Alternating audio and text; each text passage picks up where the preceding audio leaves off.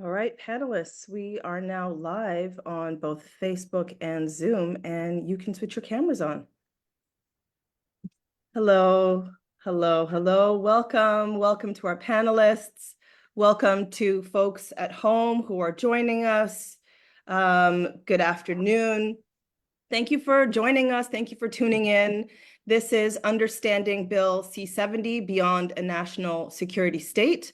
I'm Bianca Majeni with Canada-China Focus, and I'll be moderating today's discussion.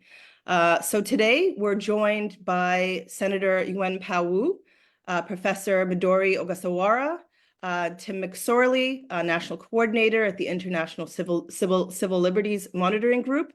We'll also be hearing an introduction from Canada-China Focus board member, Professor John Price, who's going to be kicking off this critical discussion about why we should all be concerned and paying very, very close attention to the Countering Foreign Interference Act, which was recently rushed through Parliament. And for legislation with such far-reaching, significant implications, it has received remarkably little scrutiny. So all the more important to have this event today.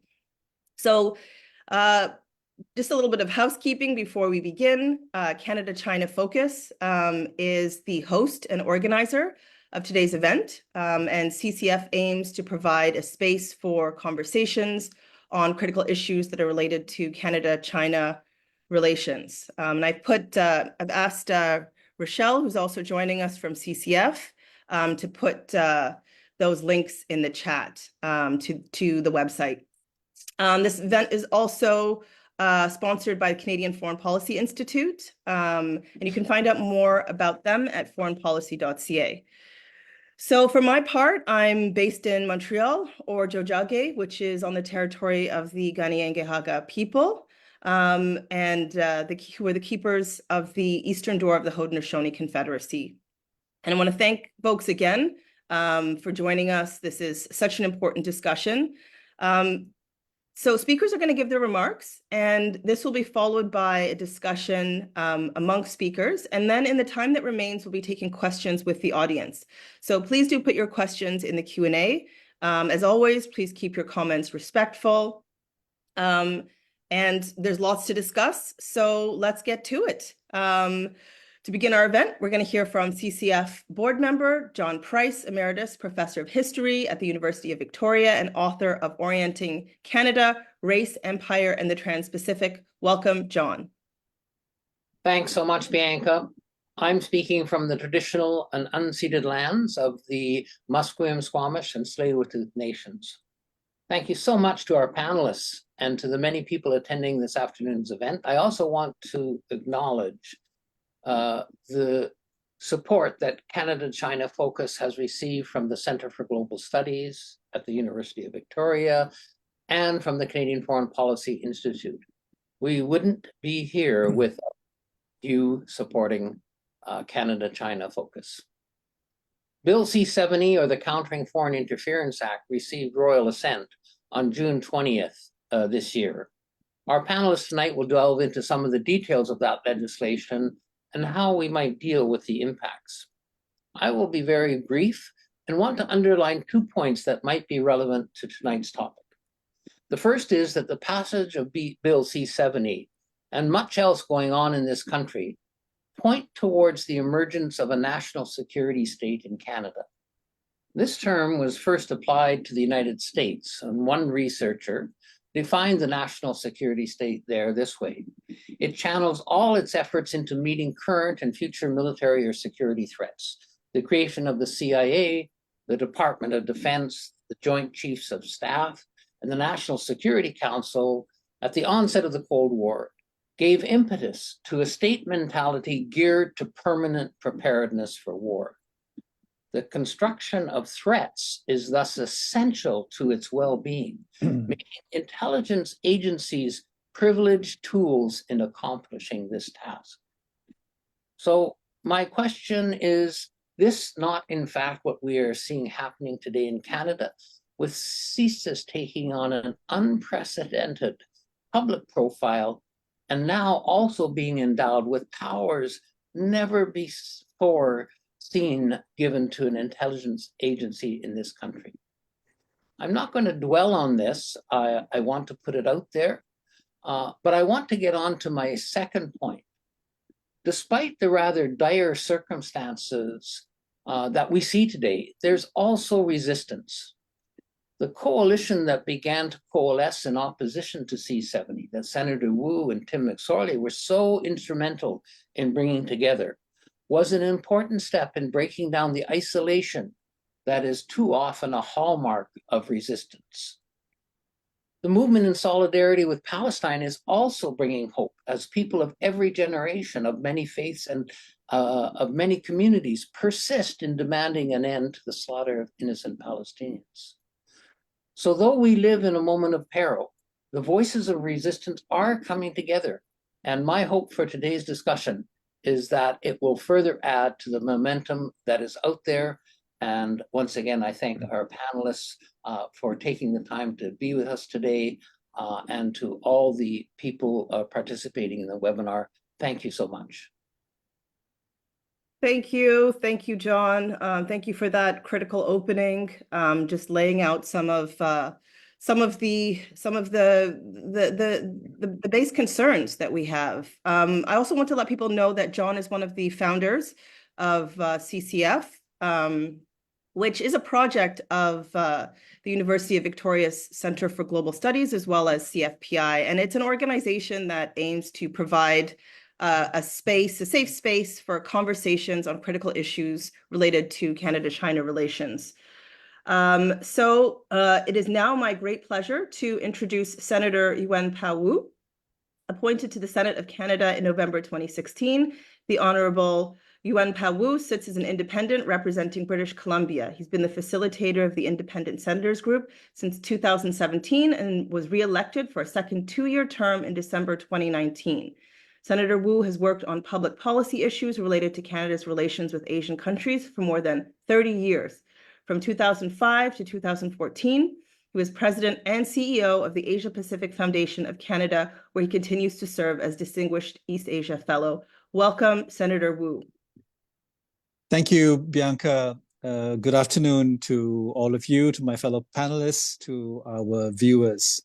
I want to thank CCF, the CFPI, UVic, Center for Global Studies at University of Victoria, and all the others who have made this webinar possible. This is a timely discussion and a very important one, and one that requires a response not just from parliamentarians like myself, but from the broader Canadian society. We have to involve Canadian society more broadly, in part because the Parliament has, if I may be blunt, failed in its responsibility to properly scrutinize and review the Bill C-70 that we are now discussing. The first thing that has to be said about this bill is that it was rushed through the Parliament of Canada.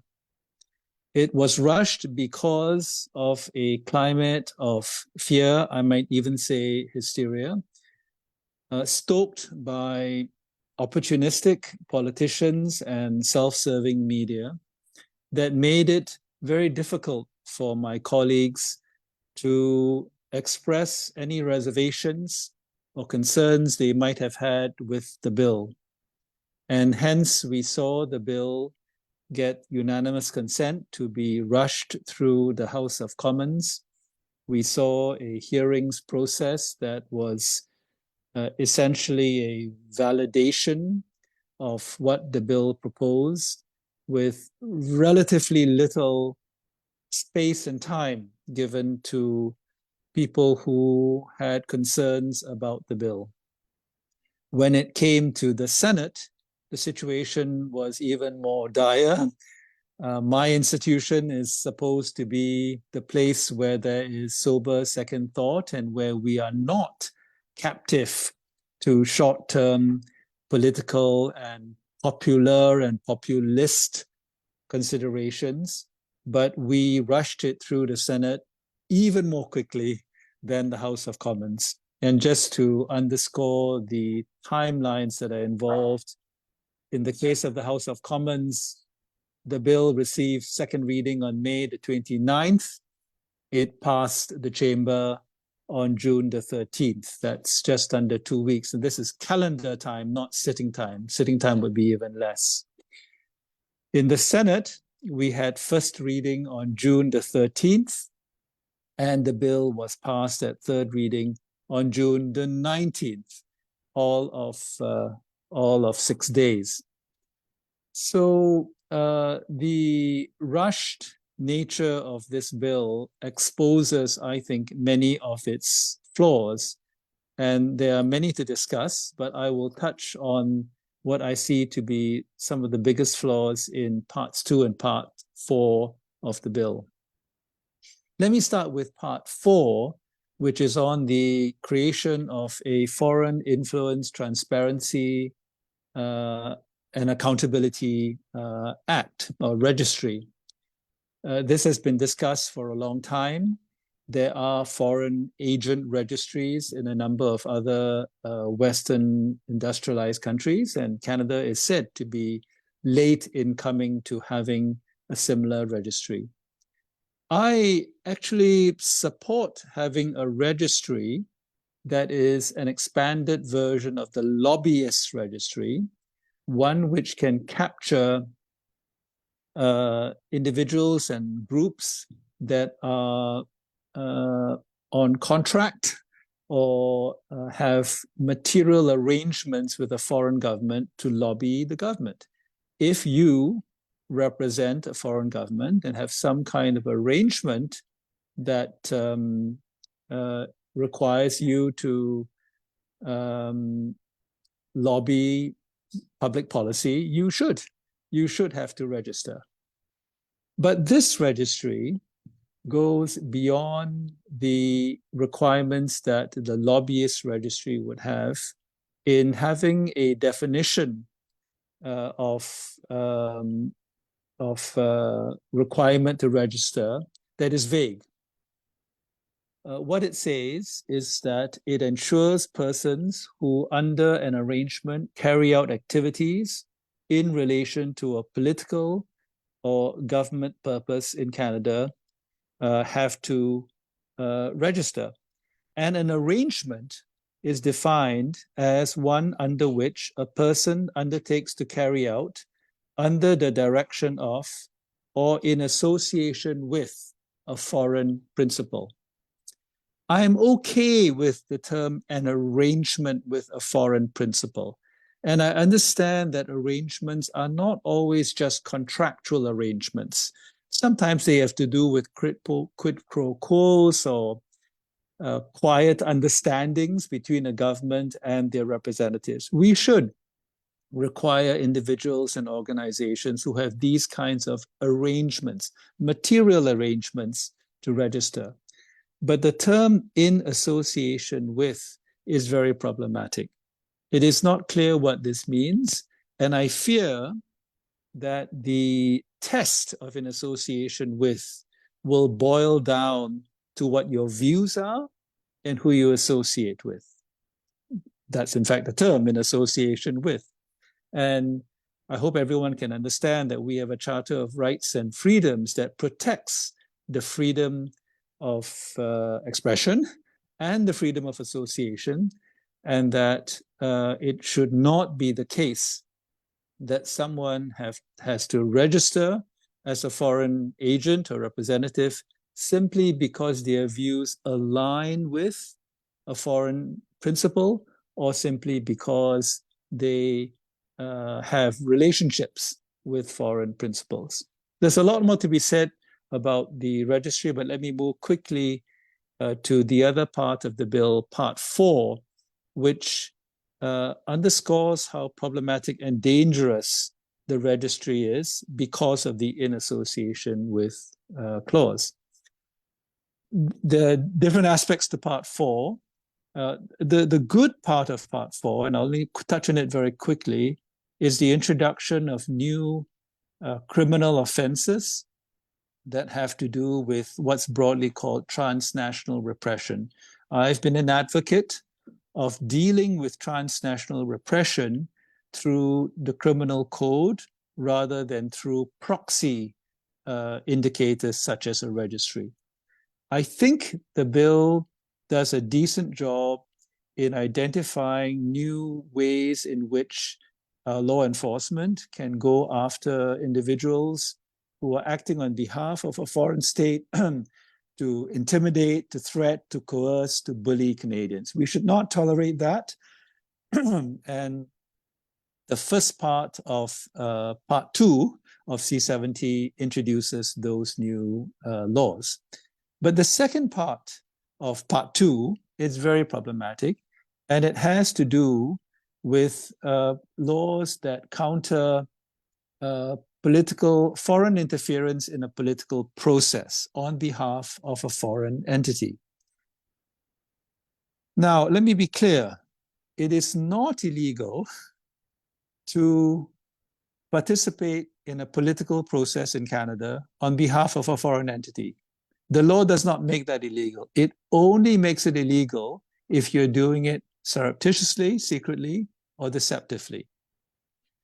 But the ability for the law enforcement to identify someone who is participating in a political activity on behalf of a foreign entity surreptitiously or deceptively is by determining if they have an arrangement with a foreign entity or are in association with a foreign entity, which means that Canadians who want to get involved in Canadian democracy, nomination campaign, elections, school board even, or any kind of public policy discussion, any Canadian who wants to get involved in that kind of activity and has innocuous ties with a foreign entity could be deemed in violation of the law and subject to criminal penalties under those new provisions in C-70. And get this, the maximum penalty for participating in Canadian democracy surreptitiously or deceptively on behalf of a foreign entity because you are deemed in association with, the maximum penalty is life imprisonment. I can only conclude that we will have to wait to see how the commissioner defines an association with. But the term is there in the law. Parliamentarians had the chance to remove that language from the law. I moved an amendment in the Senate to get rid of those 3 words. It was defeated in the Senate, so we lost that opportunity. And now it will be up to the commissioner to define how that's used. But any definition that is expansive could well capture and snare Canadians who want to get involved in Canadian democracy, but who may be tagged as foreign agents. And they will run the risk of life imprisonment. What this will do then is that it will suppress participation in Canada's democracy, particularly among immigrants and among Canadians who have ties abroad. And that surely is contrary to the very purpose of C-70. Let me stop there, Bianca, and pass it back to you. Thank you. Thank you so much, Senator Wu. Thanks for your leadership on this as well, and for today digging deep with us into this bill. Your nuanced scrutiny, particularly the vague language and in association clause, and the penalties, and the chilling effect that I imagine will be accompanied by those wishing to, as you mentioned, participate in Canadian democracy. So I look very forward to hearing more from you in the discussion and Q&A. Just a quick note to our audience that we will be rebroadcasting this discussion to YouTube. So please do subscribe to our YouTube channel. Rochelle has put that information in the chat. Also a reminder for you to place your questions in the Q&A box for the session we'll be having later. So next, we'll be hearing from Tim McSorley. Tim McSorley joined the International Civil Liberties Monitoring Group as the coalition's national coordinator in November 2016.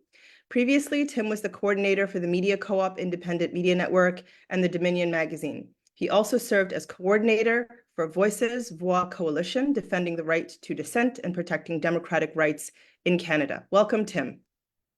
Thanks so much, Bianca. It's great to be here. Thanks to you and everyone at CCF, and really great to be here with Senator Wu and Midori and Professor Price. It's really great to have the opportunity to share the work that we've been doing, and I'm very cognizant and appreciative of the work that all of you have done to shed a light on Bill C-70 and these concerns that we have around issues of the government's response to foreign interference. I'd like to start just by saying a little bit about the organization I work for. The International Civil Liberties Monitoring Group is a coalition of 46 Canadian organizations. We started in 2002 as a response to the government's adoption of the first Anti-Terrorism Act in 2001. And what we saw at the time as being, again, a piece of national security legislation being rushed through Parliament, very little room for debate in a context of nationalism, of xenophobia, of fear, the need to think about how we protect the security of people, but that the rush to bring about these security laws, as Professor Price was saying, the idea of a security state of responding to things so quickly by expanding and relying on national security agencies was very concerning at the time. Very worrisome, and it was seen by multiple groups in civil society in Canada that there wasn't one organization working at that time that really was specializing in looking at anti-terrorism and civil liberties issues, and so that led to the founding in 2002 of the ICLMG. So our focus hasn't been necessarily on foreign interference as such in our work. And so we watched with concern around some of the initial developments and ways the government was reacting to accusations of foreign interference, and saw some parallels around the work that we had done around the war on terror, so-called war on terror, and anti-terrorism laws. I want to just say that one of those parallels was that we had seen in very real ways how governments transnationally or domestically intimidate, as Senator Wu was saying, intimidate, harass, imprison human rights defenders, critics of their governments. And we've always supported the idea that the Canadian government needs to protect and act on those issues to protect human rights and protect civil liberties, but to do so in a way that doesn't also serve to undermine those same civil liberties and human rights. And to do so, again, as Senator Wu was saying, through the criminal code. And one of our primary arguments and concerns with the Anti-Terrorism Act and anti-terrorism laws in Canada is that it builds this exception around around the idea of crimes that may be politically motivated, but that really brings in this ambiguity around who they're applied to. And that's what we've seen with anti-terrorism laws in terms of, for example, studies that have shown 98% of those in Canada who have been charged with anti-terrorism laws, under anti-terrorism laws, are Muslim men.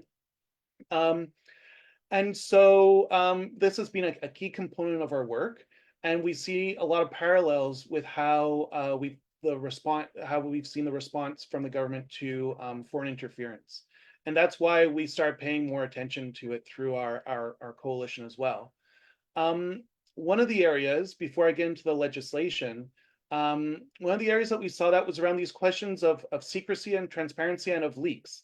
And there was a very worrisome parallel to the early 2000s where there were cases of leaks to journalists, of leaks to politicians who then spoke without citing their sources, with very serious accusations against people in Canada and Canadians that led to serious impacts on their lives, including some who were eventually Maher, who was renditioned and tortured, to others who were illegally arrested in other countries, including Abdullah al-Malki and others who faced imprisonment and torture, based on information that later was proven to be false, or that security officials had promised journalists that they would provide them with evidence later on about the involvement of these men in terrorism, and that evidence didn't exist. we're lucky actually with some journalists we've spoken to, and this is to the credit that, there's a lot of journalists who don't go for that, and that we spoke with journalists who are offered, these exclusive stories, but without being provided the evidence, and they refuse to run them. Unfortunately, there are also times where the stories are run and they cause irreparable harm, and we've seen similar concerns come out in the discussions and issues around foreign interference. One of the issues we've been looking at, and we'll be on a panel in Montreal next week, is around the Montreal community centers and Chinese community centers in Montreal that face serious allegations of being Chinese police branches. And yet now we're told that all of those have been shut down, but these organizations still are under investigation, but there's no development, no further information about anything they've done wrong, but they're stuck under this cloud of accusation, and it's had serious impacts. So that's one way that we've seen the parallel. The other way is that is what we've seen in terms of the powers, and I'll try to summarize a little bit of some of the concerns we've seen in terms of the powers and changes that Bill C-70 brought around. I won't belabor the point. Senator Wu made a very good point about how it was rushed. I was going to speak about that, but I don't think we need to say much more. I'll just add that it made it incredibly difficult for civil society organizations to do their work, to be able to do research, to prepare briefs, to get them to committees. It might not be apparent, but it takes weeks, if not months, for those briefs to be written. And then once they're submitted to committee, they have to be translated before they can even be officially submitted, which itself takes its own time. And so the fact that even some briefs, we're very grateful to the work of parliamentary staff that they were able to translate some and get them in front of senators and MPs. But it was a very challenging, very limited process. And something that for the scope of Bill C-70, it's completely unacceptable. And something that we rarely, if ever, have seen apart from, I'd say, the original Bill C-36, the first Anti-Terrorism Act, and in some degrees, Bill C-51, the Anti-Terrorism Act of 2015. I wanted to touch on, in terms of the bill itself, two parts of the bill. One being the part one, which is that changes to the CSIS Act. And then part three, which is way sensitive information is handled, but primarily changes to the Canada Evidence Act. It's a vast bill, so I'm also trying to I've tried to decide on what some of the most important parts are to highlight. One thing with CSIS I'd like to highlight, and that I think encapsulates some other parts of the bill as well, is that we saw Bill C-70 bring in powers that aren't directly related to foreign interference. They're powers and changes that we've actually seen security agencies arguing for in other pieces of legislation that didn't move forward, or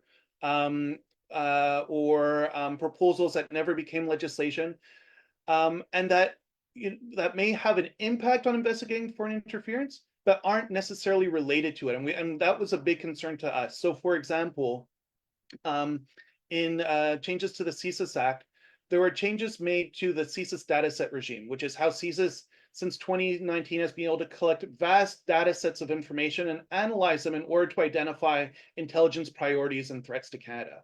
That in itself was very controversial and remains controversial at the time because of the amount of information that's collected, what it means for privacy rights, and what it means for how CSIS is using data analytics, and what kind of algorithms are being used, who's being identified as a threat.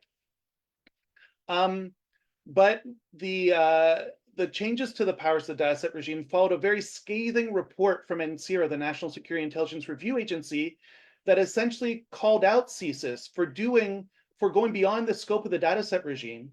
And yet Bill C-70 brought in changes to essentially allow CSIS and justify CSIS going outside the scope retroactively. And we've seen this before. And up until the point of this bill, foreign interference had never been mentioned in terms of arguing for the dataset powers. And it's clear that access to this kind of information could help to identify threats of foreign interference. But overall, it's a justification for a power that was never developed and never argued for in terms of foreign interference in the first place. Another area that CSIS was granted new powers or expanded powers that had been previously argued for is changes to its warranting powers. So CSIS has a very strict or had a very strict warrant process, but it was an onerous process, one that CSIS had complained about, and one that independent reviewers had found that CSIS derided and saw it as a necessary evil and didn't want to necessarily follow the warranting process. And through that, even misled the courts in applying for warrants by withholding information, by sharing information they knew to be illegally and unlawfully gathered in order to simplify the process.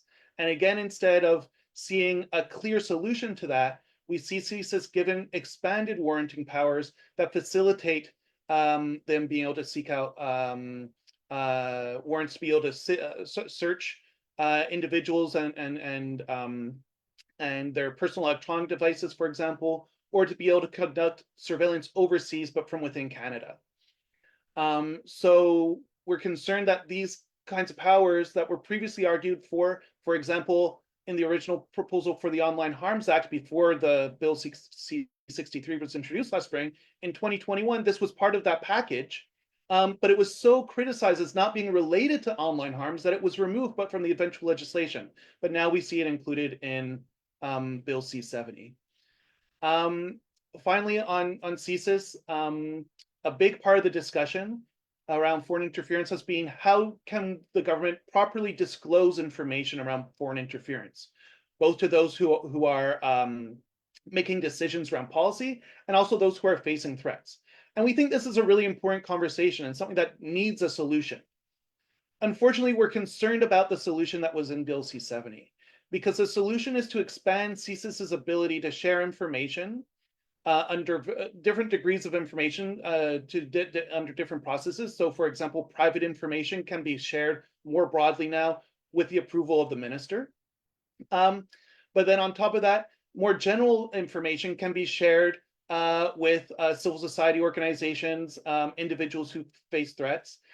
And our concern isn't so much that this information is being shared, but rather that CSIS has a history of politicizing how and what information they share.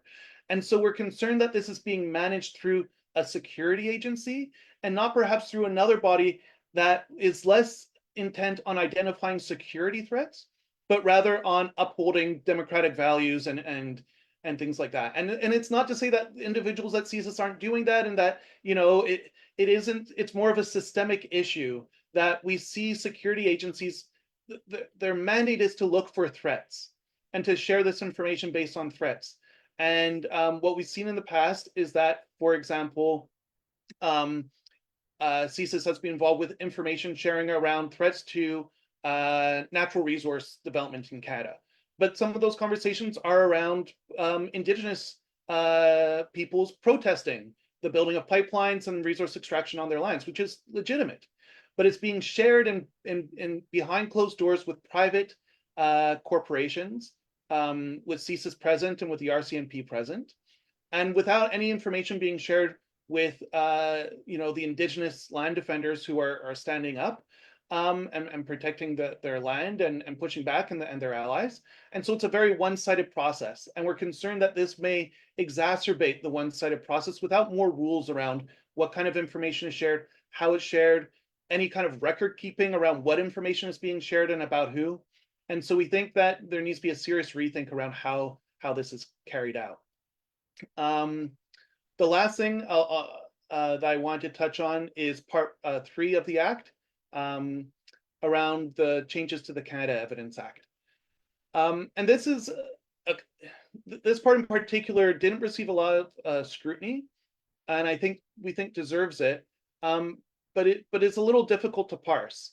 But at the heart of it, since the establishment of Law of Canada's anti-terrorism laws, there's been a growing use of secret evidence and secret information and in the courts. So for example, if we look at the security certificate regime under the Immigration and Refugee Protection Act, there's provisions to be allowed for the government to share information in secret with judges regarding the individual who's being placed under a security certificate and facing deportation from Canada, that individual is not able to access. This has been litigated It was found eventually constitutional. We still have major concerns around the constitutionality of this process, and there's still individuals who are stuck under the security certificates without the prospect of achieving justice. But beyond that, there's other administrative tools to counter terrorism that have integrated similar approaches to withholding evidence. So the terrorist entities list, the passenger protect program or the no-fly list, rules around charities, and the newly established bill C-41 system for approving and authorizing not humanitarian aid, but international assistance to areas that may be controlled by a terrorist organization. And so what the changes to the Canada Evidence Act does is takes all of these kind of disparate regimes that basically say and set out the rules for when a judge can refuse the disclosure of sensitive information that's sensitive for national security reasons or national defense reason or even international affairs reasons, and that they can rule that the government does not need to disclose those to the defense, but that they can still be considered in deciding whether or not these individuals can be listed or denied or things like that. And it takes them all and essentially creates a standardized system across for all administrative proceedings and appeals proceedings arising from those administrative proceedings. It doesn't touch the criminal code, but sets this up so that there's a standard process across the system, which is okay, which on one hand is a good idea because it provides clarity for defendants in terms of how this will proceed. But on the other hand, it also simplifies the process so that now instead of when we're bringing in new pieces of legislation that the government needs to explicitly say, okay, for this piece of legislation, we're going to allow the courts to explicitly refuse the disclosure of the information on these grounds, they can now refer just back to these sections of the Canada Evidence Act. And we're concerned that this normalizes the process and it will eventually allow for the expanding of this process. And we actually saw this, just to end on, in a very small way, that the security certificate system that I mentioned in large part is excluded, they said is excluded from this new standardized process. The process that's built into that law, into ERPA, stays the same. Except they're now expanding the kinds of information that can be withheld from those accused under security certificates to go beyond simple national security issues, but to include national defense and international affairs.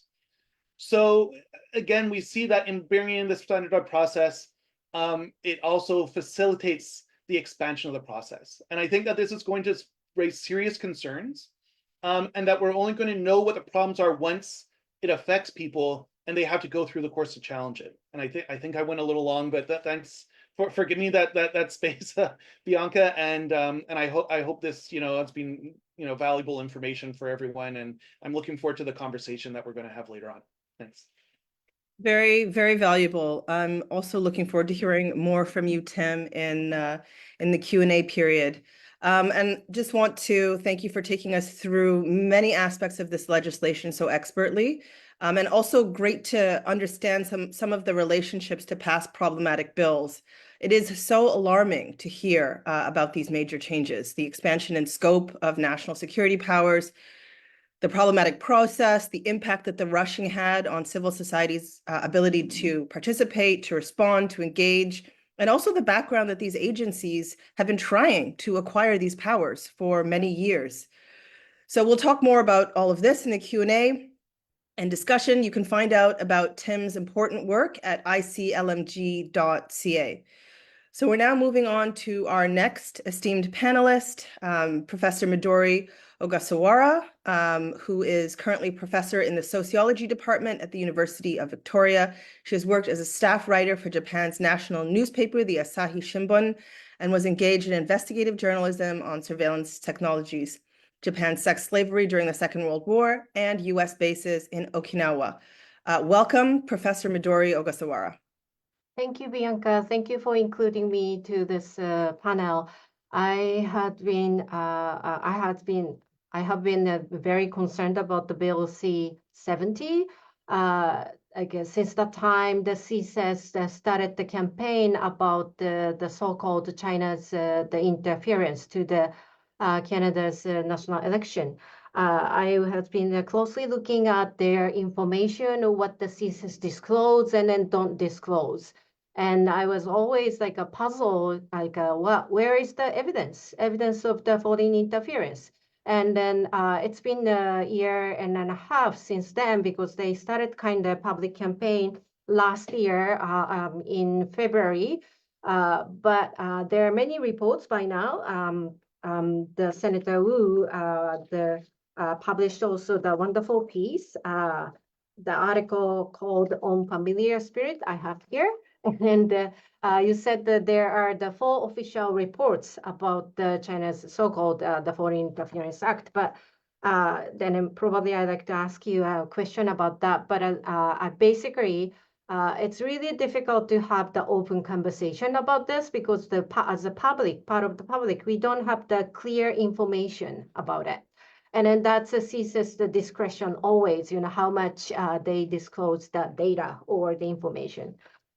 And because I'm the surveillance researcher, I've been looking at how the different the government has been using surveillance technologies to watch over the world population, essentially, especially after during the war on terror. And then also I've been looking at the Canada's legislation, how the Canadian government has been pushing the boundary of the legal and then illegal surveillance activity by the intelligence agency and then police agency.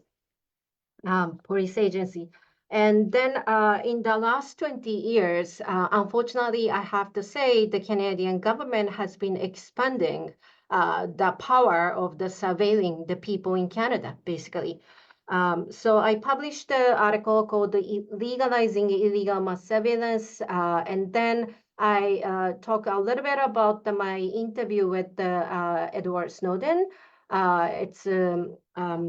And then Edward Snowden is the whistleblower from the American National Security Agency, and then he disclosed to the public how wide, how gigantic network of surveillance, electronic surveillance the American government established during the wartime, during the war on terror. So under that regime, Canada, as a part of the Five Eye countries, Five Eye countries refer to the United States, UK, Canada, Australia, and then New Zealand. How United States also pushing this legal boundary of the mass surveillance activities, and then in other countries, and then they often use the term the harmonization. They trying to harmonize the standard of the legalizing previously illegal mass surveillance activities in that country.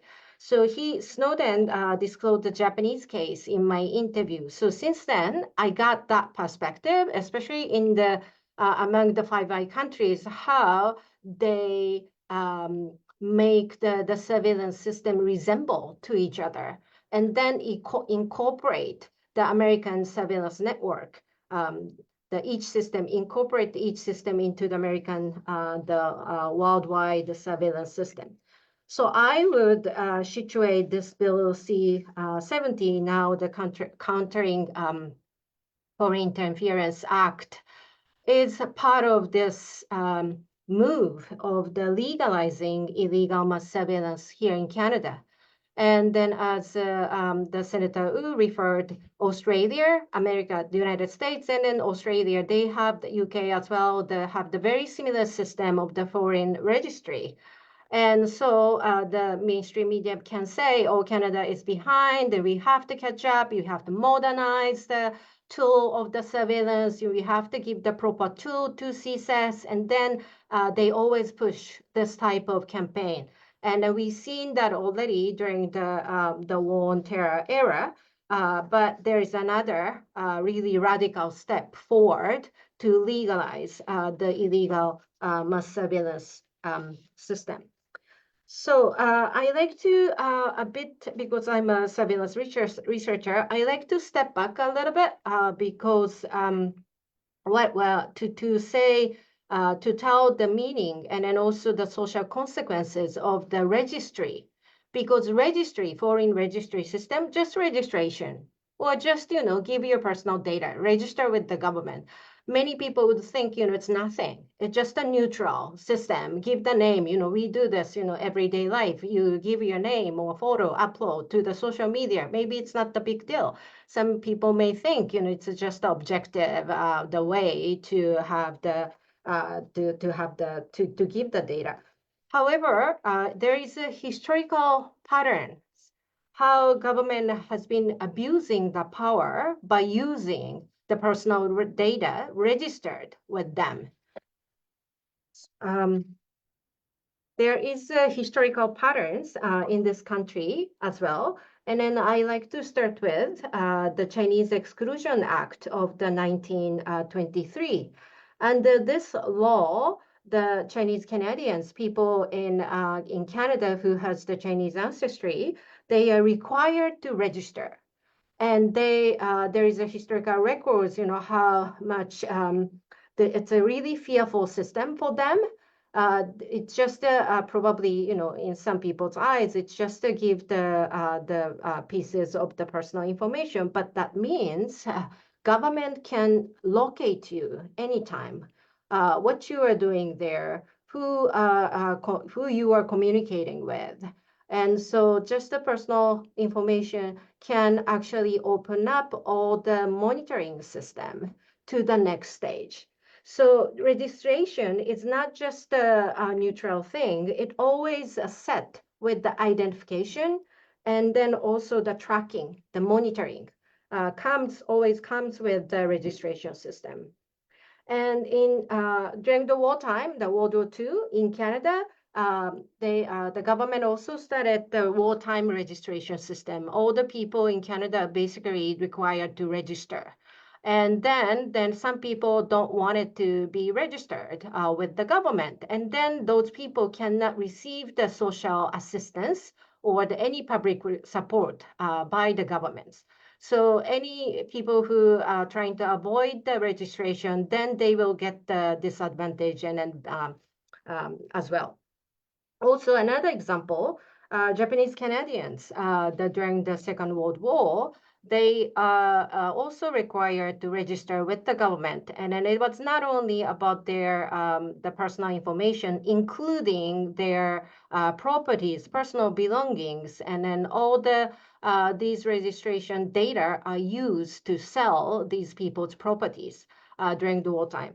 And then also the Japanese Canadian people were interned to the interior BC, not only the BC, but the Alberta, Saskatchewan, they were spread they were forced to spread in Canada. So they originally, most of them lived in the west coast of Canada, but they are removed based on that data registered with the government.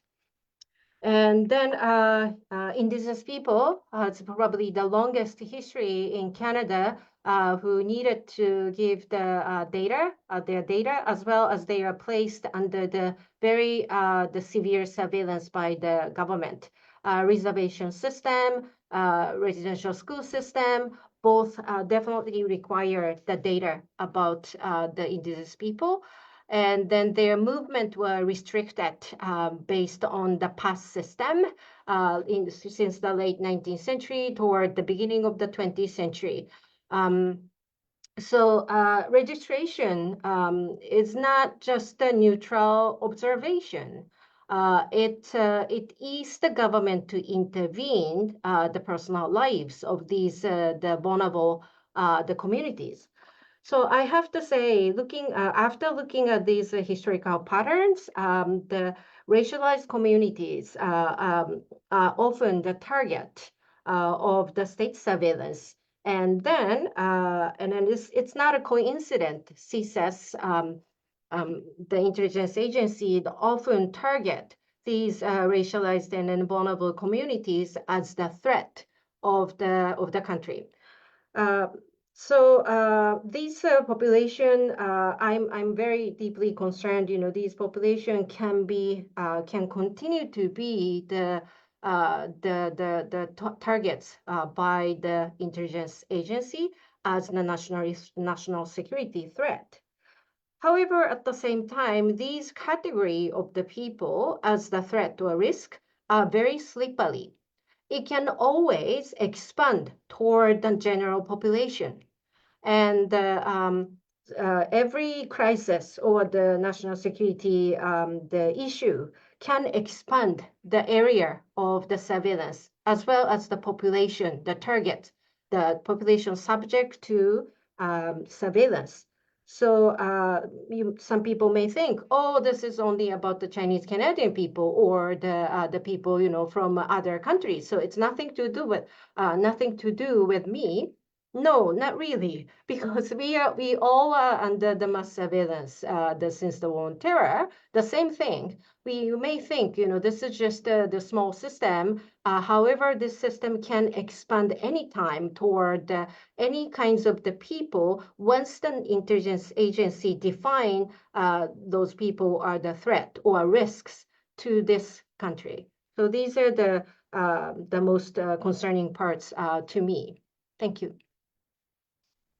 Thank you. Thank you so much, Professor Ogasawara. Really, really important to hear from you and to understand more clearly and deeply the role of surveillance in the foreign registry, particularly the impact on marginalized communities. I really do feel like you've helped us to understand in particular the seriousness of a registry, right? And the historical cases too, I think, are very important. So I just want to take a moment before we move into our discussion period to let you know that CCF has another event next week called 100% Tariffs on China's EVs. Is this Canada's just transition? And we'll be joined by Elizabeth May, co-leader of the Green Party, and author Sam Gindin, also former research head of the Canadian Auto Workers Union, and they're going to be discussing the Liberal government's recent imposition of a 100% tariff on Chinese-made electric vehicles. So if you're interested in finding out what's at stake in this move, please do join us on September 19th, 7 p.m. Eastern Time. Also, we're now on Twitter, so please do follow us there for news, analysis, and upcoming events. And also, if you go to our website, you can find out how to get our newsletter as well, an excellent newsletter that comes out twice a month. So that concludes our presentations. Thank you so much to our panelists. We're now moving on to the discussion portion of the evening and of the afternoon rather. And the first question I have for all panelists is, I'm curious to know whether anything came up for you as you listened to the presentations. Yeah. Well, if I could start, I really enjoyed and learned a lot from Mr. McSorley and Professor Ogasawara. From Tim, you know, I hadn't fully understood how opportunistic C-70 was in that the government, with really the connivance and support of all of the opposition, inserted certain provisions, new laws that are only at best tangentially related to foreign interference, but which have been, I guess, priorities for our intelligence agencies. And this is another example of how Parliament dropped the ball, because this is what parliamentarians should be observing and pointing out as part of our job of scrutinizing legislation, and we quite simply failed to do that.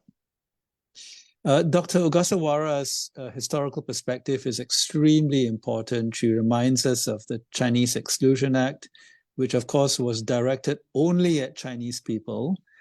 And, you know, it should be obvious from what she said, but because only Chinese people and all Chinese people had to register between 1923 and 1947, the authorities could come up to any Chinese person at any time and demand proof of having registered, and not registering or not being able to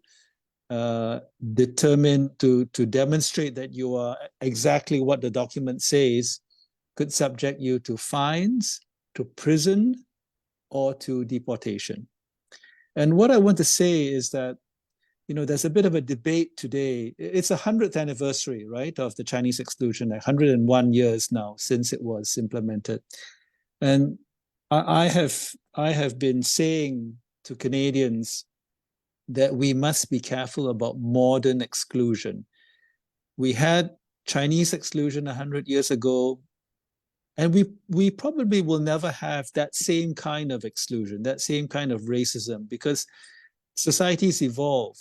But society's ability, human nature, the ability of humans to come up with ever new creative and insidious ways of exercising racism and prejudice and discrimination is a marvel. It's a sad marvel. And I really worry that we are approaching a new form of exclusion. It's in the first instance directed at Chinese, not at all Chinese, but at the idea that there are some good Chinese and there are some bad Chinese. And the way in which modern exclusion is going to determine whether you're a good Chinese Canadian or a bad Chinese Canadian is based on your views and based on who you associate with.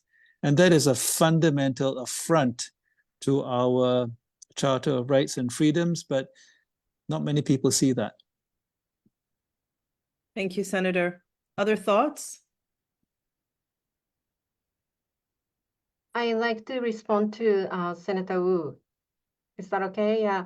Oh, Yes. thank you for commenting on that. I think that the good Chinese or good bad Chinese or good citizens or bad citizen, that itself is the function of surveillance. Self-surveillance. People started to surveil themselves.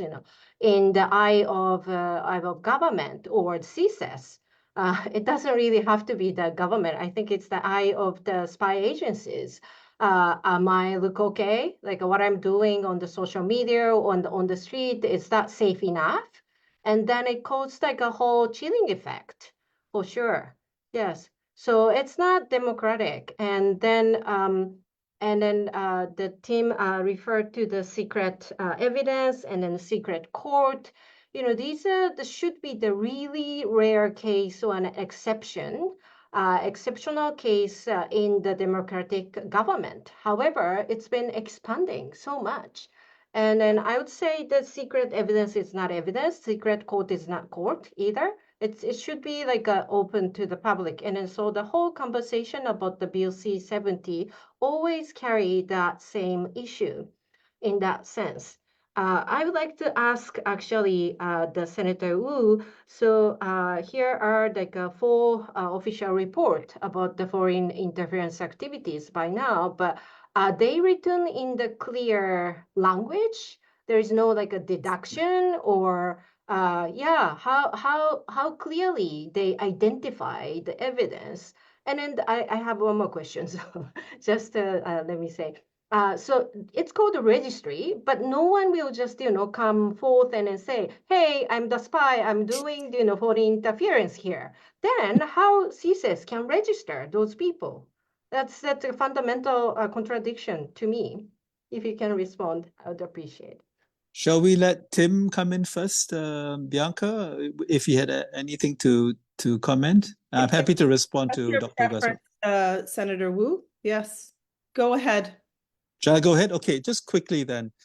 One of the big challenges in all of the reports that have come out, the David Johnston report, the initial report of the commissioner, the NCIRA report, the NCCOP report, is that all of them are taking the so-called intelligence from CSIS and CSE and others, not sharing very much in the report, but I sense that they're taking it all at face value.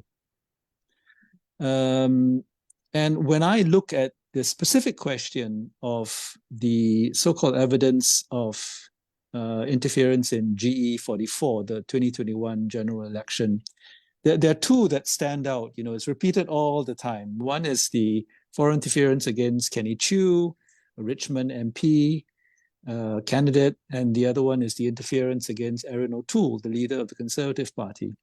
But when I look at the evidence, it's totally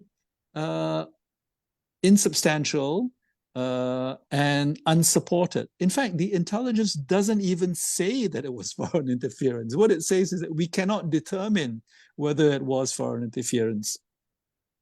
And so I worry, my general worry is that all of these reports are not applying a critical eye to what the intelligence agencies are telling us. They are taking them at face value. And they are doing so in part, I think, because of the immense political pressure on them and on the Canadian political class to find serious problems of foreign interference in our country. And don't get me wrong, if we need to find if there are serious problems of foreign interference. But there's another risk, and I think that's a greater risk today, which is an overreaction to exaggerated or false or spurious claims of foreign interference that harm the fundamental rights of Canadians. And let me just say one more thing, because you talked about the EV session that you're having next week. This is a really interesting question. Your panelists are not going to be tagged as foreign agents. They're powerful people, no worry about that. But you know, what if some ordinary Canadian, a Canadian who happens to be maybe an immigrant from China, goes public and says, you know, we really should not have tariffs on Chinese EVs because they are good cars and they will help reduce emissions, blah, blah, blah. Doesn't matter what the arguments are. Suppose they come out and say that, and they have ties with China. They grew up in China, maybe they drive an EV in China. Will they have to register? Will somebody in the community say, oh, this guy is arguing in favor of Chinese companies, and that person has ties with Chinese organizations? Why isn't he registering? And if that person then doesn't register because he feels that he's just expressing an opinion, if that person then gets involved in a political process, let's say he runs for a school board where his kids go to school, and the RCMP decides that he is participating in a political process surreptitiously or deceptively because he did not register in the foreign agent registry. What's going to happen to him? Maximum penalty of life imprisonment. Who's going to want to be involved? Who's going to want to speak out on public policy issues? Let me stop there. It sounds like a trap. All right, Professor Price, Tim.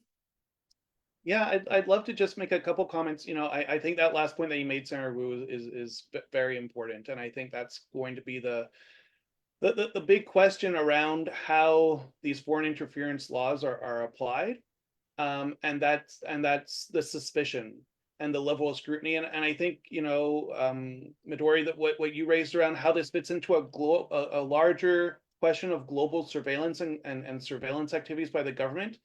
You know, people don't think of a registry as surveillance, but I think that, you know, your point is an incredibly important one, and one that needs to be remembered, is that this is how governments surveil. It's by collecting information about individuals and forcing them to register.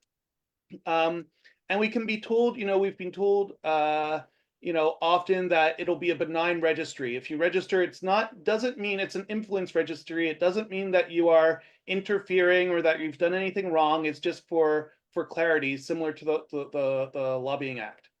And that brings me to, I think, you know, one of the most a key thing that you mentioned, Senator Wu, was that there are other proposals that we could be looking at, and that simply weren't considered because it was rushed, including expansion of the Lobbying Act, which is an understood process that has clear limitations, and yet that wasn't even considered and couldn't be considered because of the rushed process.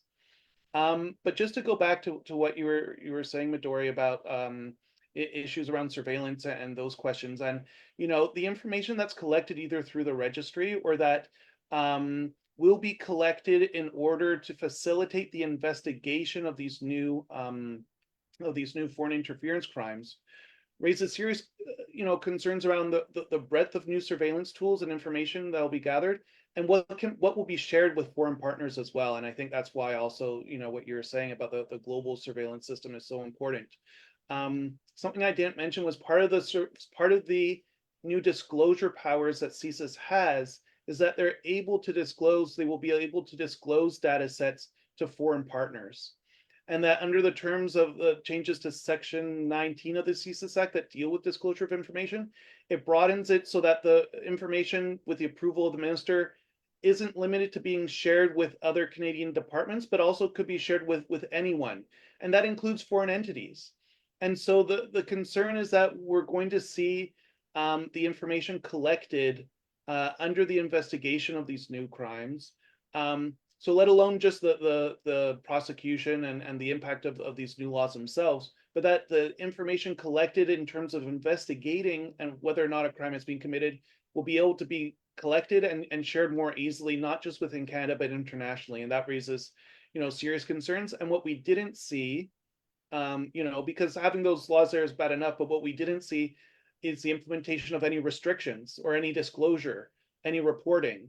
Other pieces of legislation around information sharing require very strict record keeping about why the information was shared with whom, and that if the receiving agency has information, realizes that they don't need it, that they need to destroy it and return it to CSIS or the disclosing agency. We see nothing like that in Bill C-70.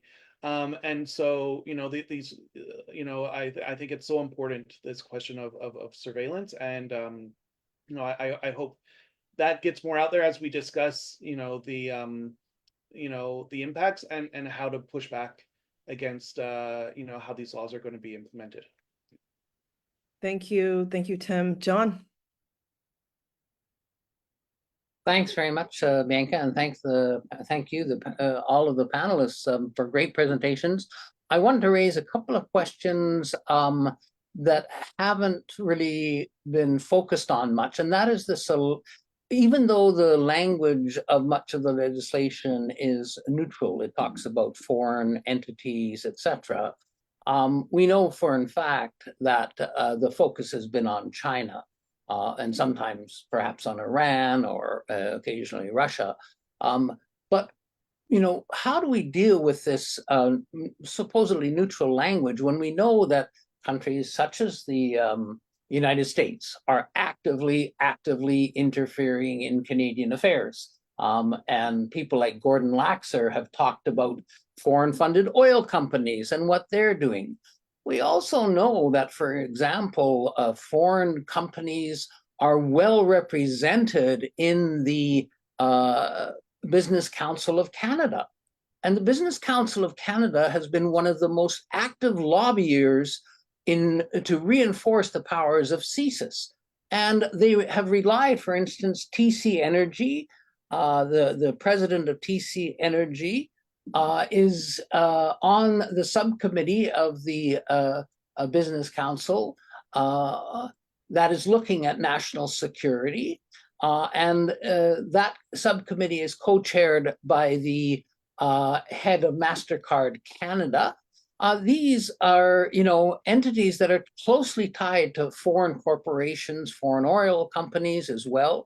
And they have been behind the lobbying. And we know that TC Energy, for example, is relying on geopolitical information provided from their Washington office by operatives who were 2 out of 3 employed by the Trump administration in the past.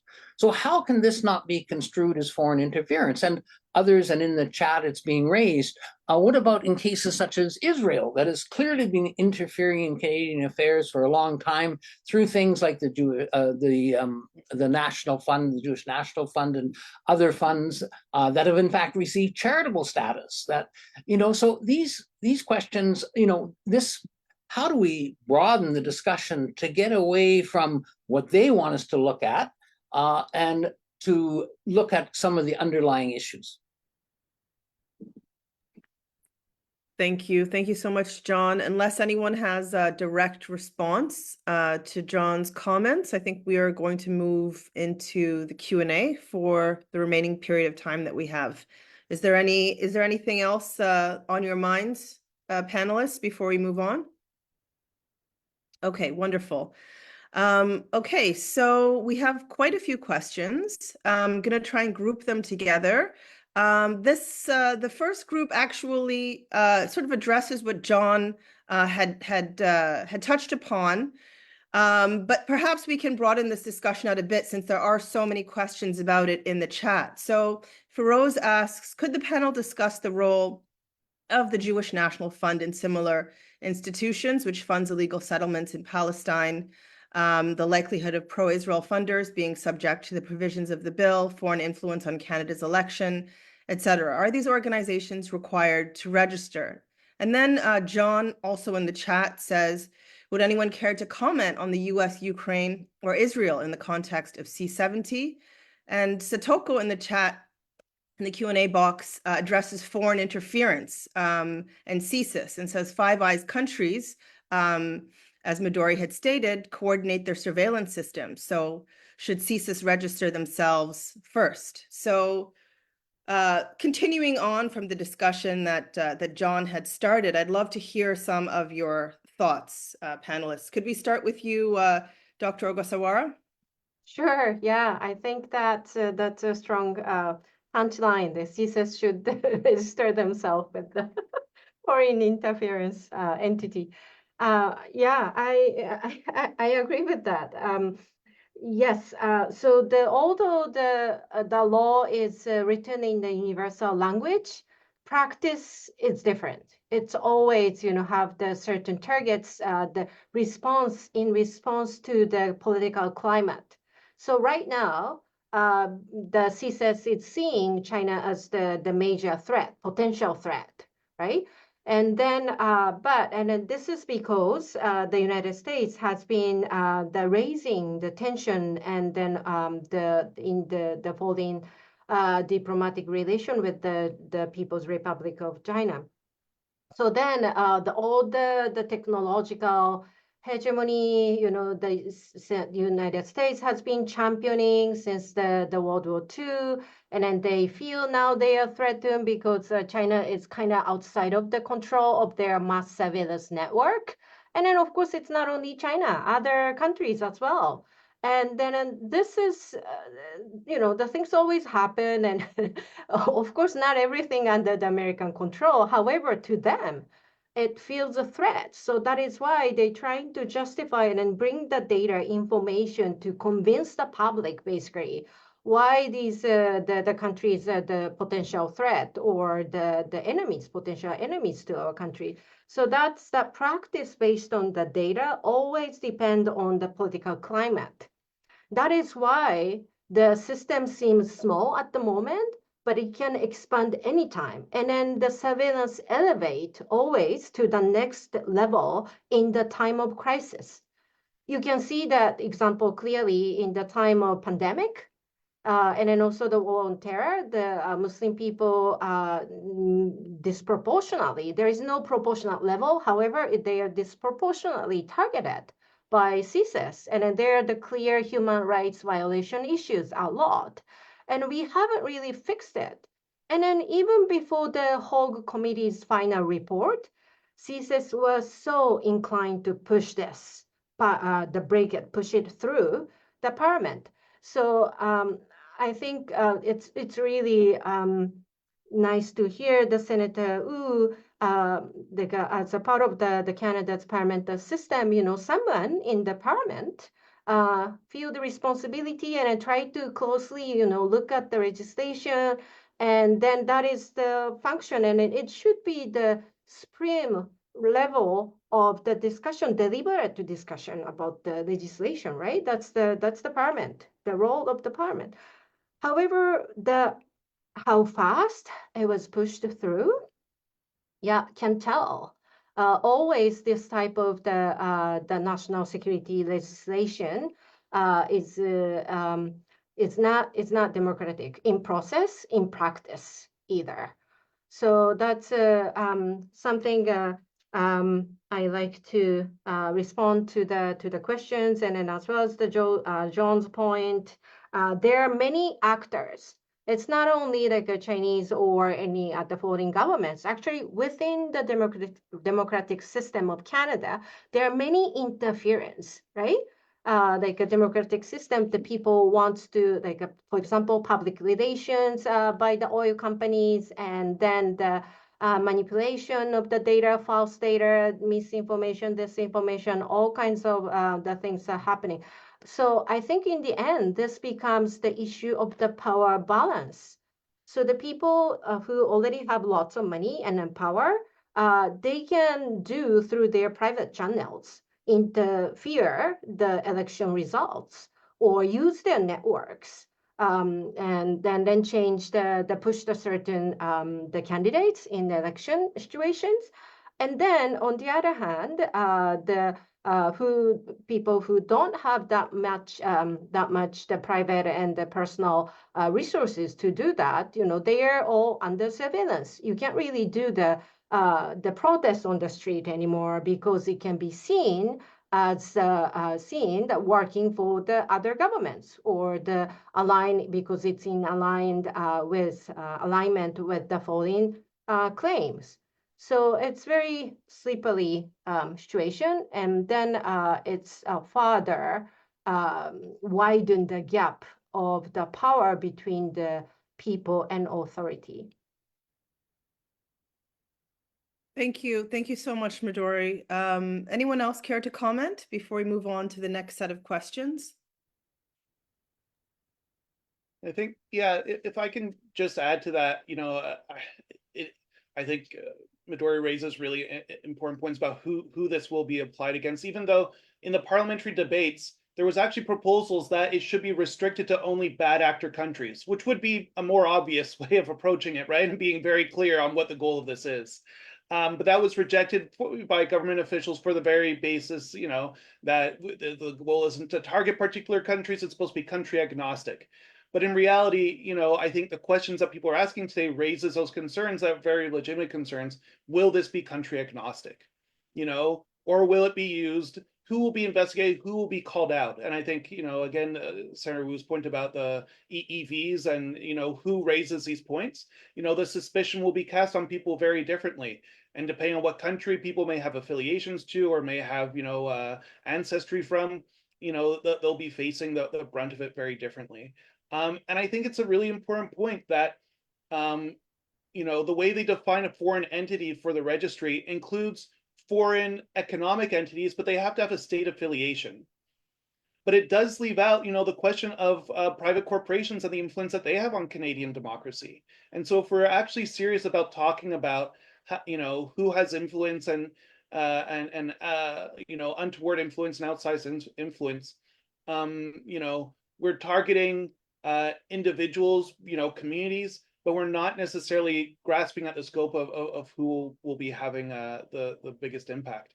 And then maybe the last thing is that it's important to note that, for example, the JNF, people have raised that in the questions, that, they're an example of a Canadian charity having influence internationally and interfering, internationally. So working, donating to them wouldn't fall under Canada's foreign interference laws because it isn't necessarily an interference domestically. On the other hand, one of the things that's come up, and this could apply to the JNF, but also raises other concerns, is that, some of our members are international assistance organizations.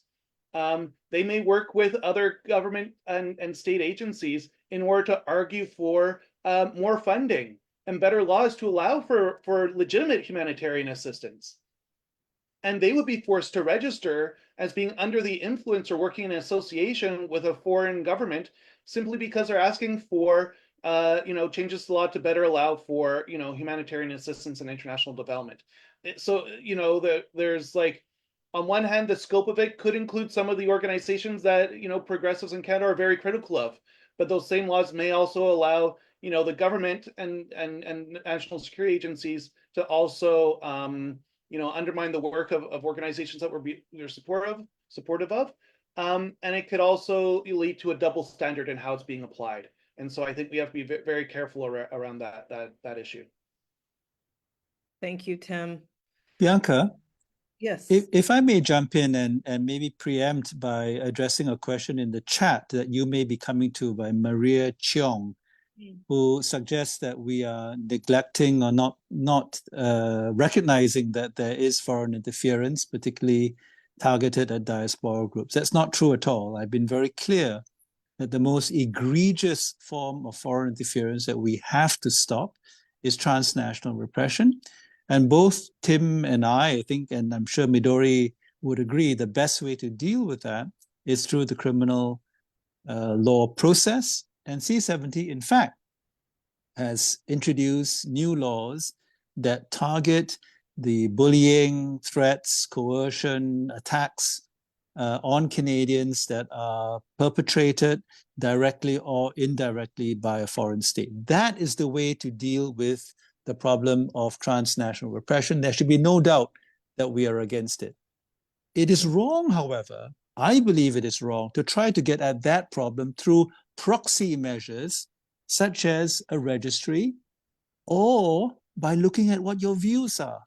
And what is most troubling to me, and this is happening in the public inquiry on foreign interference as we speak, is that the very groups that have been the victims of transnational repression are accusing their fellow Canadians of being spies and agents or proxies because they don't agree with the views of those organizations, because they are not fully aligned with the views of the activist groups. So you have this incredible irony, tragic irony, that groups that are being persecuted, who have the right to demand protection, are accusing other Canadians of being spies and infringing on their human rights, on their freedoms, by making grave allegations against them with zero evidence.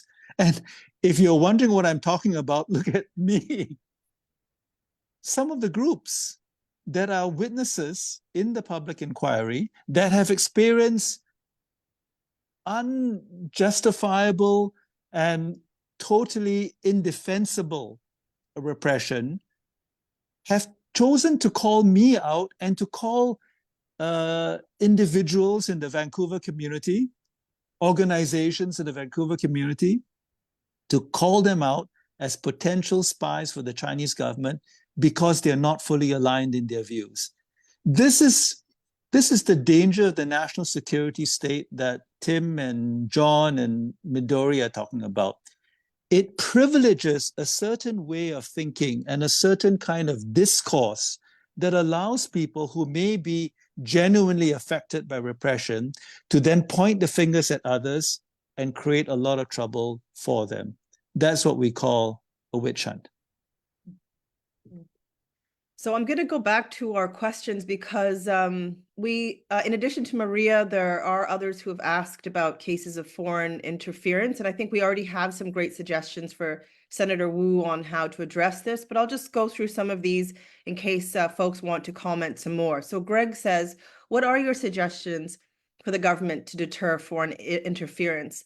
Another commentator says C-70 being tabled at Parliament was short, but the discussion on foreign agent registration was not. Without any legal framework, diaspora groups continue to suffer from foreign interference. What kind of legal framework would you propose to effectively tackle foreign interference? And Dimitri says, National Post columnist Adam Zivo just disclosed that he was working for Ukrainian intelligence from early 2022. During that entire time, he was writing pro-NATO articles about the Ukraine war without disclosing that he was working on Ukrainian intelligence.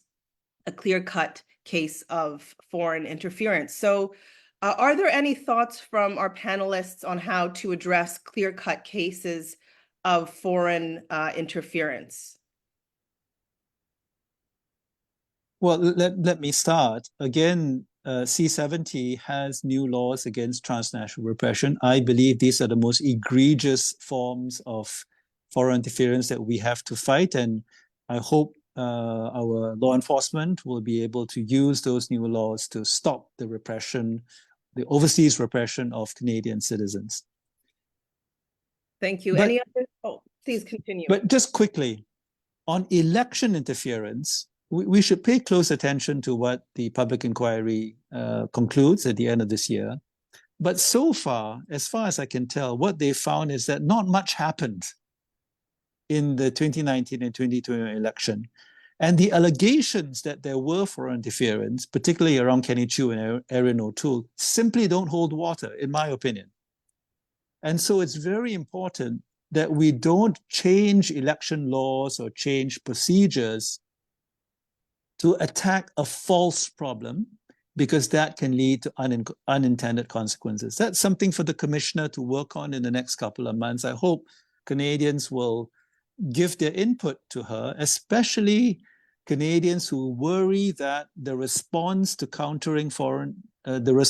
foreign interference could create more problems, could create stigmatization, discrimination, and the abuse of fundamental rights, and that we should warn against going down that road.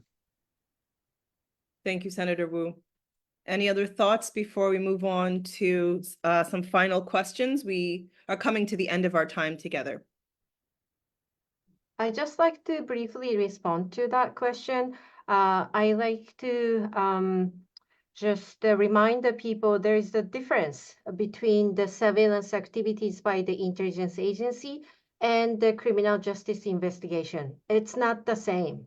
So that is why I think the Senator Wu said certain cases, clear cases of the harassment or the the violent any approach by the any governments all over the world can be investigated as the criminal case within the criminal justice system. Then why CSIS wanted to take up the leadership in the system by creating the new system of registry? That's something we have to think about. And then surveillance have never really been successful to prevent any crimes or terrors.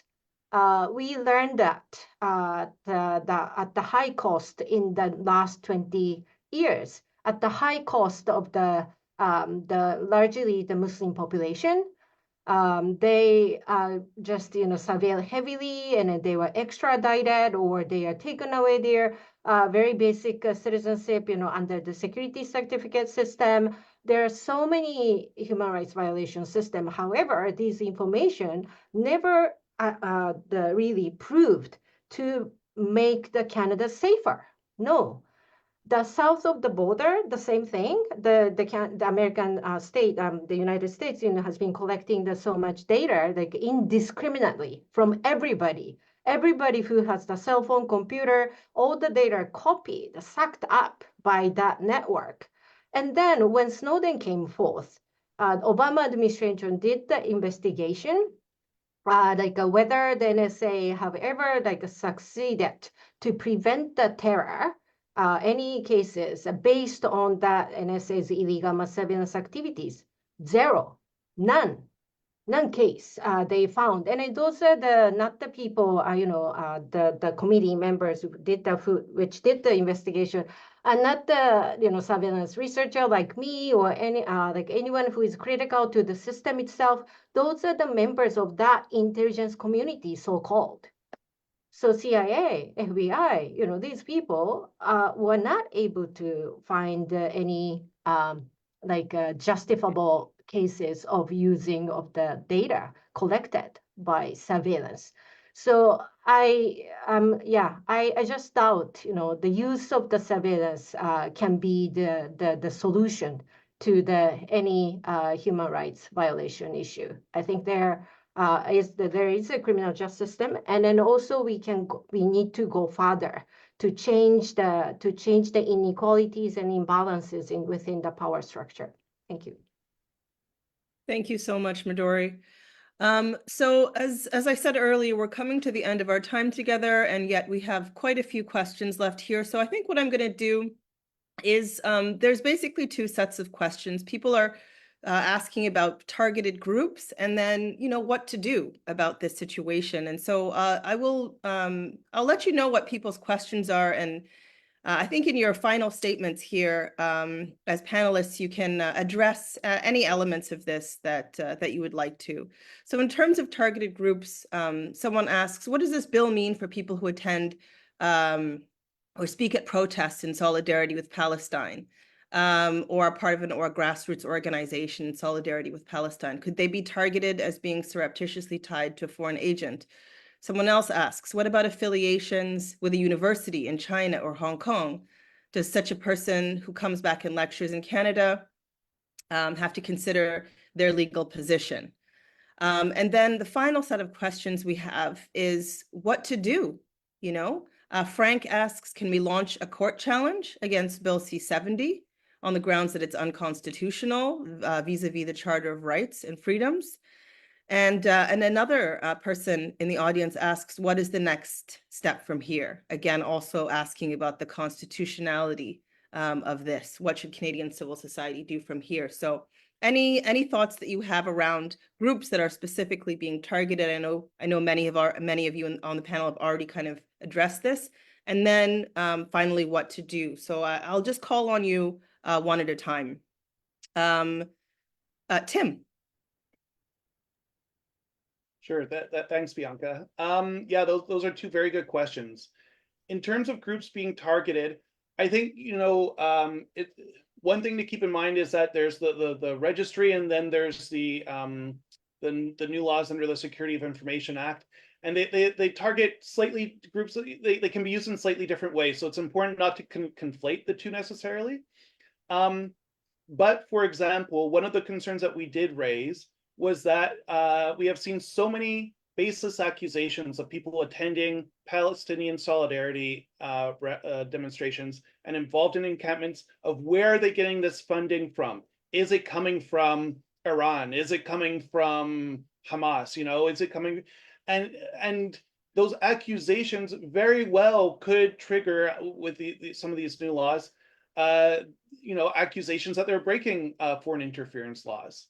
And we're worried about the breadth of some, and that, as Senator Wu pointed out, the language of association being used in these laws that is so broad that even if eventually these groups are found, are investigated, maybe charged and acquitted, the allegations are what hang very heavy, and that can dissuade people from participating. And so definitely, regardless of whether or not somebody participating in an encampment on a campus could very well be charged with these laws, the fact that they exist and that there's a possibility and that it allows for these questions to be raised could be a serious problem. And I think that goes to the heart also of what are we proposing to as a solution? And it really is a refinement of language, more debate, more investigation, so that it is specifically targeting what's the actual problem, and not opening up, this vague language and vague laws that can be used in, politically expedient or discriminatory ways. And just around next steps, there's a lot of this bill was left to regulation, so that's going to be something for us, and it's hard for the public to get involved, but we're hoping to find ways to open that up and to have these conversations. A new commissioner is going to have to be appointed, and who that person is and what stance they take is going to be very important in terms of how the registry is implemented. So those are some of the ongoing issues that we will have chances to have more input and involve the public in doing that. And it's a little early, but I seriously think that there will be charter challenges to aspects of this bill. It's too early to say exactly how. Some may only come once people are charged. Some may come, preemptively. But I definitely think, and especially the registry, unless the regulations really do tighten up and clarify how it's going to be applied, it seems like it would be ripe for a charter challenge. Thank you, Tim. Midori. Yes, thank you. Yes, it's really disappointing this Bill C-70 was passed, and then now it becomes the legislation part of the law. And then, once it becomes law, the authorities, they don't really have to show you the evidence of the so-called foreign interference case, or, why they are doing this. They can just, like, for example, university can say, oh, this is now, because of this law, you have to, you are not, you are discouraged to work the Chinese scholars, or you have to register yourself with the university if you have the collaboration with the Chinese scholar or Iranian scholar or Russian scholar. They don't really have to explain whether it's true or not. So that is automate the mass surveillance. That part, I'm very disappointed. But at the same time, I think the public can hold this accountable. Lawsuit is one way. Definitely, there is an unconstitutional aspect of this law. So I think we should challenge that. And then also, intelligence agencies, they don't want to disclose the data because they don't want to lose their sources. That's the main concern for them always. And then often they use the illegal means of data collection, illegal means of surveillance. And then all too often in the criminal court, they can use those evidence collected by the illegal means. That is why they don't want to be called illegal, for sure. They want to present themselves as a lawful legal agency. That is why I think it is important to keep discussing about the use of the secrecy by the government, if this is appropriate or not.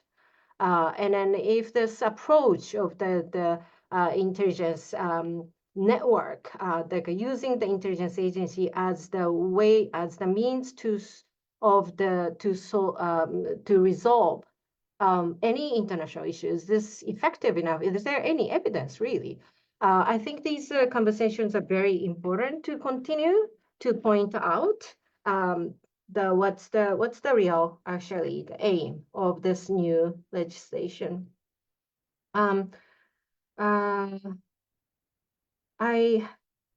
Frankly, I'm not really sure if this value system, like a traditionally very colonial value system, the intelligence agency uphold, can protect the diaspora people in this country. I'm not talking about the individual agent who work for the LCMP or CSIS. I'm not talking about the individual value system. I'm talking about the collective value system CSIS has been upholding.